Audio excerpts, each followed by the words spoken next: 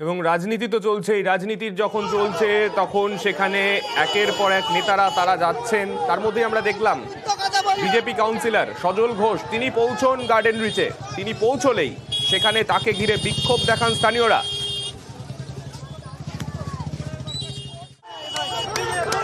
Garden রিচে সজল ঘোষকে ঘিরে বিক্ষোভ স্থানীয়দের।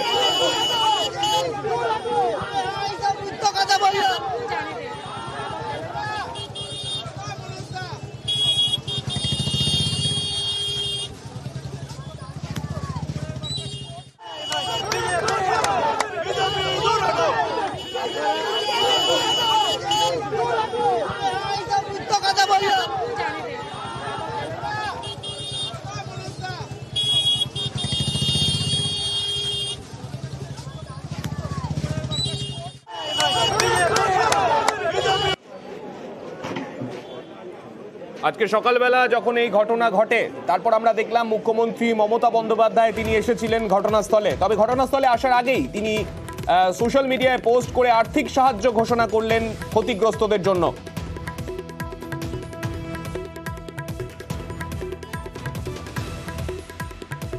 আর্থিক সাহায্যের ঘোষণা মুখ্যমন্ত্রী। রাজ্য সরকারের তরফ থেকে যারা ক্ষতিগ্রস্ত হয়েছেন তাদের জন্য আর্থিক সাহায্যের ঘোষণা করলেন মুখ্যমন্ত্রী সোশ্যাল মিডিয়ায়।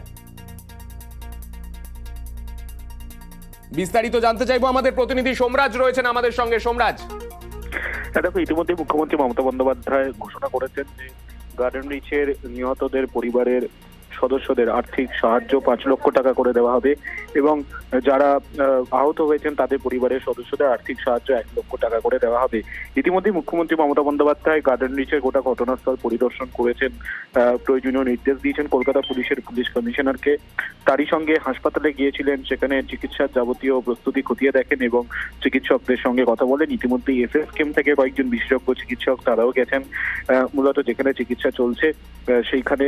পাশাপাশি মুখ্যমন্ত্রী মমতা বন্দ্যোপাধ্যায় কলকাতা পুরসভাকেও বিশেষ নির্দেশ দিয়েছেন, মূলত বেআইনি নির্মাণ নিয়ে বেশ কয়েকটি দফা নির্দেশ দিয়েছেন বলেই জানা যাচ্ছে।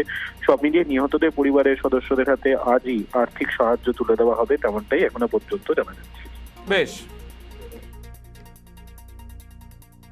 অনুরোধ করব, আর যে পরিবারগুলো আজকে অসহায় হয়ে গেছে তাদের পাশে তো সরকার দাঁড়াবে এবং ডিজাস্টারে সরকার অলওয়েজ হেল্প করতে পারে, অফিসাররা করে দেবেন।